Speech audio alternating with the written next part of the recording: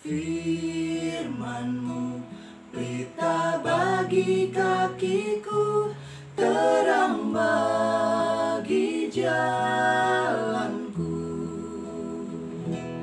terang bagi jalanku. Shalom, selamat malam saudara-saudara yang terkasih di dalam nama Tuhan Yesus Kristus.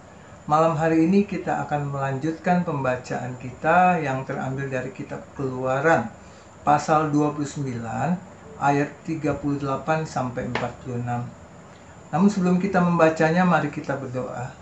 Bapa, di dalam nama Tuhan Yesus, kami datang Tuhan malam hari ini memohon tuntunan-Mu bagi kami untuk kami boleh mengerti apa yang kami baca dan akan kami renungkan pada malam hari ini. Berbicaralah Bapa, sebab kami siap mendengarkannya di dalam nama Tuhan Yesus. Amin. Pembacaan kita pada malam hari ini diambil dari Keluaran 29 ayat 38 sampai 46 yang berjudul mengenai korban pagi dan korban petang. Inilah yang harus kau olah di atas mezbah itu. 2 anak domba berumur setahun, tetap tiap-tiap hari. Domba yang satu haruslah kau olah pada waktu pagi, dan domba yang lain kau olah pada waktu senja.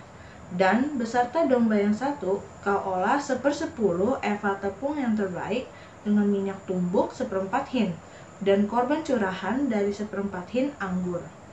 Domba yang lain haruslah kau olah pada waktu senja, sama seperti korban sajian dan korban curahannya. Pada waktu pagi harus engkau mengolahnya sebagai persembahan yang harum, suatu korban api-apian bagi Tuhan. Suatu korban bakaran yang tetap di antara kamu turun-temurun, di depan pintu kemah pertemuan di hadapan Tuhan. Sebab di sana aku akan bertemu dengan kamu untuk berfirman kepadamu. Di sanalah aku akan bertemu dengan orang Israel, dan tempat itu akan kukuduskan oleh kemuliaanku. Aku akan menguduskan kemah pertemuan dan mezbah itu. Lalu Harun dan anak-anaknya akan kukuduskan, supaya mereka memegang jabatan imam bagiku. Aku akan diam di tengah-tengah orang Israel, dan aku akan menjadi Allah mereka. Maka mereka akan mengetahui bahwa akulah Tuhan, Allah mereka, yang telah membawa mereka keluar dari tanah Mesir, supaya aku diam di tengah-tengah mereka. Akulah Tuhan, Allah mereka. Sedemikian jauh pembacaan kita. Yang berbahagia adalah kita yang merenungkan dan melakukannya di dalam hidup. Bapak Ibu yang terkasih di dalam nama Tuhan Yesus, ini adalah satu perintah Tuhan bagi umatnya untuk senantiasa mempersembahkan korban pagi dan petang. Dan itu harus dilakukan setiap hari sesuai dengan bacaan kita.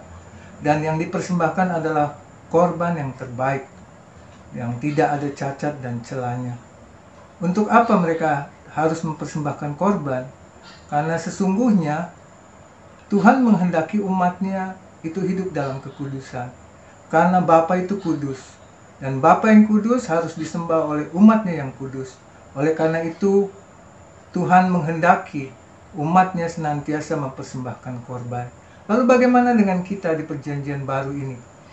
Ketika Tuhan Yesus lahir dan mati di kayu salib dan darahnya tercurah bagi kita, ini adalah satu peristiwa yang sangat amat luar biasa, dan itulah yang menyucikan kita, sehingga kita tidak harus melakukan korban seperti yang dilakukan oleh umat Israel pada waktu itu, yaitu dengan mempersembahkan domba.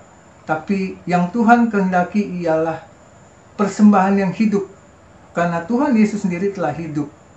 Dan ayat firman Tuhan yang menyatakan itu adalah di dalam Roma 12 ayat 1 yang berbunyi, Persembahan yang benar.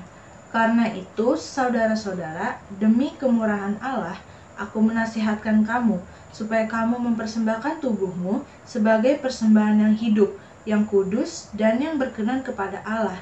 Itu adalah ibadahmu yang sejati. Amin untuk firman Tuhan ini. Dan inilah yang Tuhan kehendaki bagi kita umatnya saat ini, di mana kita mempersembahkan tubuh kita untuk Tuhan.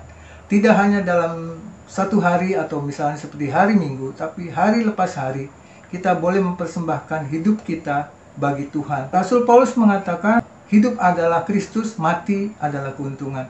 dan semuanya dianggap sampah setelah dia berjumpa dengan Yesus. Artinya hidup kita itu harus selalu melakukan sesuai dengan apa yang Tuhan kehendaki. Dan biarlah ini menjadi perenungan kita bersama.